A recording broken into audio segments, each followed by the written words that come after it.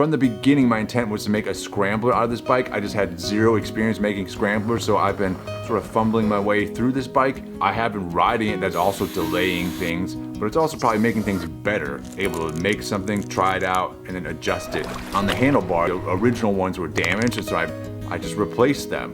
And then later on, I went, oh, I'd like these to have a rise to them, so I swapped out the CB500X bars on there, which have a higher rise to them. Originally, this bike was sort of inspired by the Ducati Scrambler. I was like, oh, that's a cool bike. I'd like to have something like that, but I don't want to spend that much money on it. That's what we're doing here, was making a version of that was cheaper. And then they come out with the Desert Sled, and I'm like, oh, that looks even cooler. So now I'm like, oh, maybe if I raise this thing up. Anyways, that's kind of where we're headed on this bike. Well, there's always a possibility that we'll get financially wise and just go, oh, we should sell this thing and get a bike that actually is designed from the beginning to have a more ground clearance.